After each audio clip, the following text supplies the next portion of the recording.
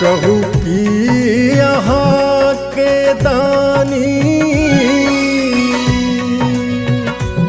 जनिते छी हमर कहानी।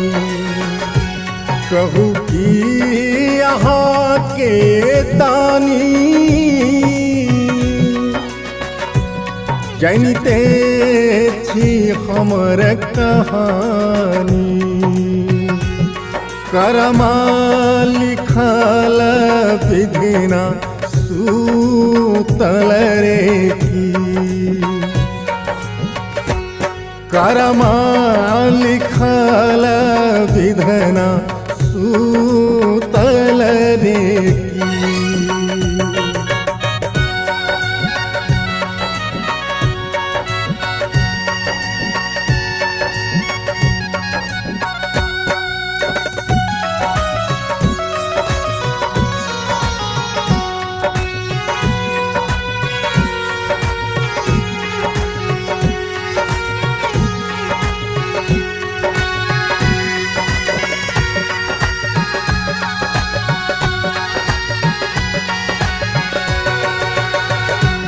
केहन भागल छी हम सुख के पियासल छी हम।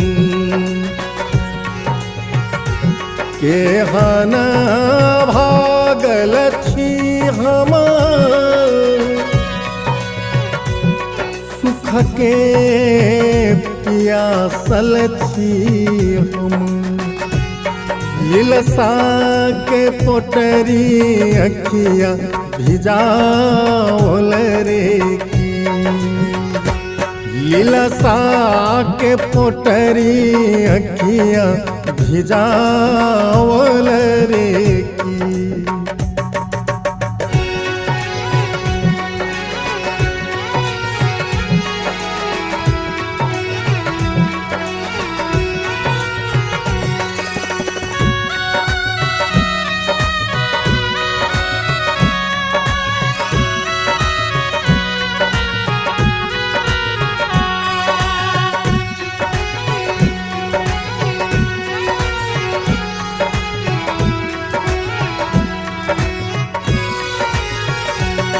मन ही धराम रहलै मन ही करम रहलै। मन ही धराम रहलै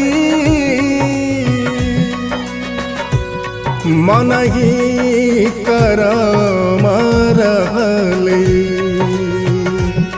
मन ही त पापी पतित बनाओल रेखी। मन ही त पापी पतित बनाओल रेखी।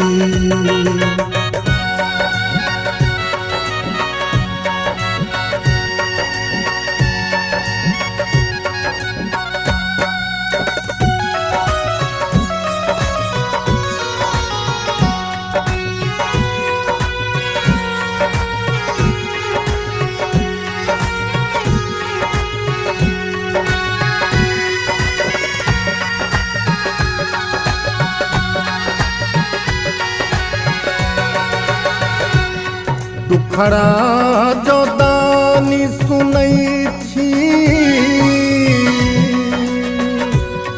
दुखिया के दुख हरै छी। दुखड़ा जो दानी सुनै छी दुखिया के दुख हरै छी। असरा की पर श्याम लगावल रेखी।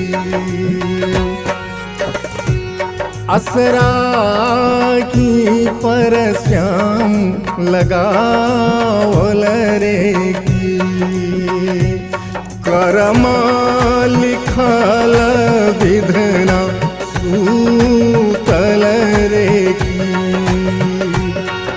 कलसा के पोटरी अकिया भिजावल रे की